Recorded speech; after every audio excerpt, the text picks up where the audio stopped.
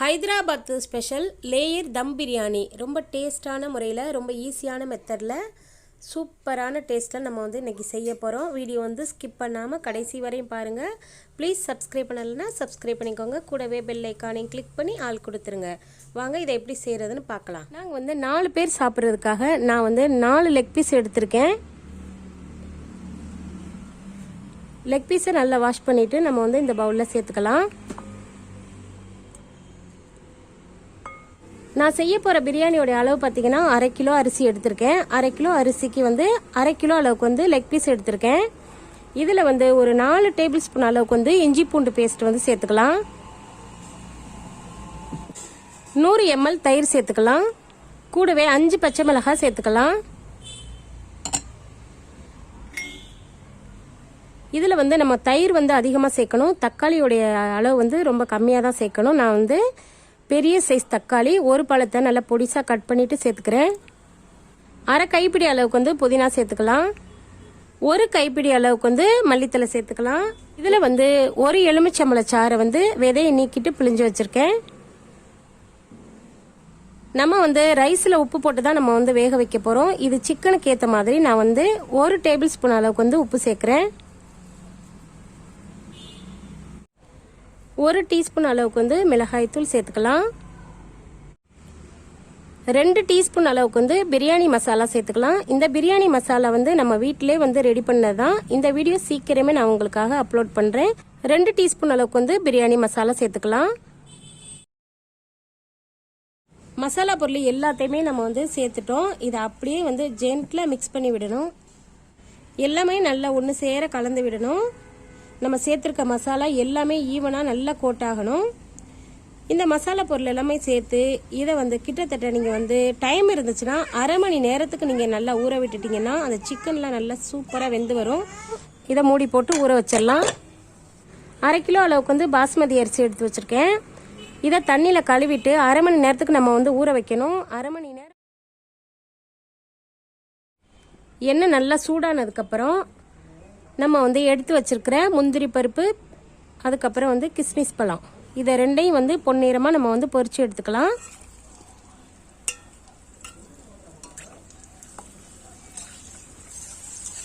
இப்போ கிஸ்மிஸ் பழம் நல்லா பலூன் மாதிரி உப்பி வந்துருச்சு. இதை ஒரு பிளேட்டுக்கு மாற்றிடலாம்.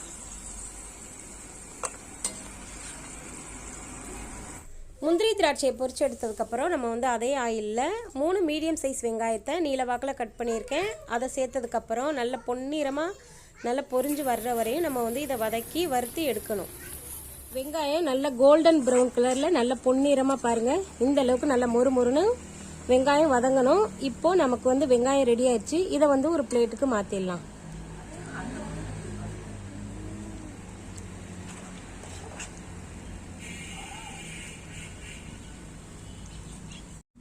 பாஸ்மதி அரிசி 1/2 மணி நேரத்துக்கு ஊற வச்சிருந்தோம்.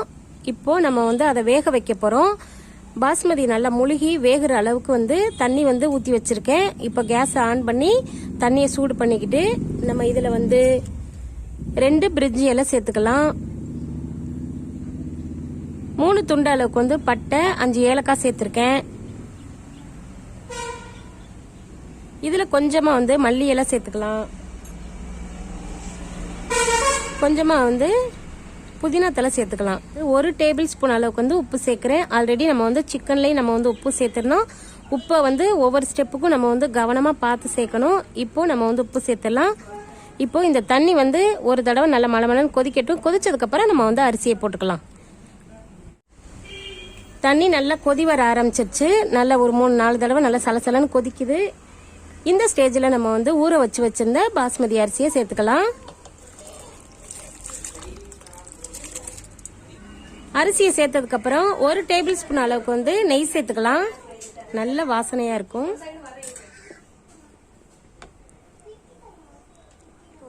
இப்போ 70% நமக்கு அரிசி வெந்துருச்சு பாருங்க, பாஸ்மதி அரிசி. இதை வடிச்சு எடுத்துக்கலாம். இப்போ நம்ம கேஸை ஆஃப் பண்ணிடணும். ஆஃப் பண்ணிட்டு இதை நம்ம தண்ணியிலேருந்து வடிச்சு எடுக்கணும்.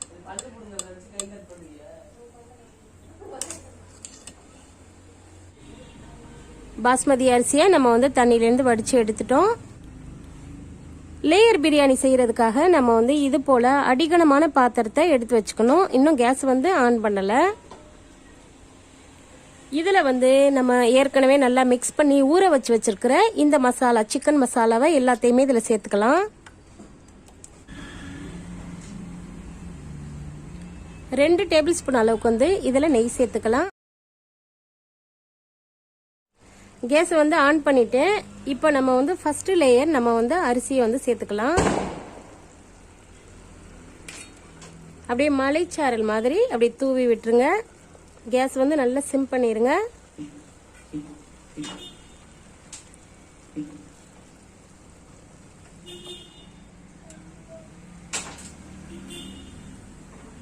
மொறுன்னு வறுத்து வச்சிருக்கிற ஆனியனை இதுக்கு மேலே சேர்த்துக்கலாம். கொஞ்சமா புதினா மல்லி இலை சேர்த்துக்கலாம்.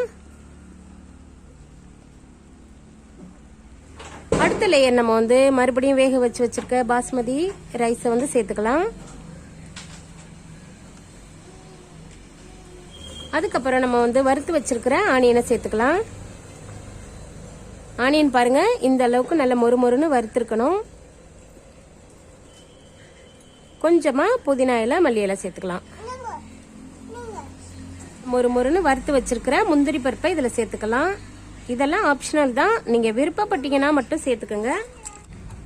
நல்லா கலர்ஃபுல்லாக இருக்கணுங்கிறதுக்காக நான் வந்து குங்குமப்பூவை வந்து பாலில் தான் ஊற வச்சுட்டு சேர்க்கணும். எனக்கு பால் சேர்க்கறதுக்கு விருப்பம் இல்லை. நீங்கள் வந்து பாலில் கூட ஊற வச்சு சேர்த்துக்கலாம். நான் சும்மா அங்கங்கே வந்து போட்டு விடுறேன். இதில் கொஞ்சமாக வந்து ஃபுட் கலர் சேர்த்துக்கலாம்.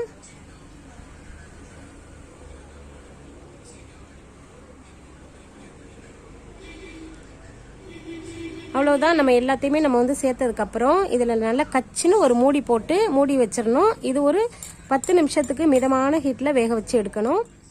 இப்போ நம்ம வந்து தோசைக்கல்லை நல்லா ஹீட் பண்ணிக்கிட்டு அதில் தூக்கி நம்ம வந்து பிரியாணி சட்டியை வைக்க போகிறோம்.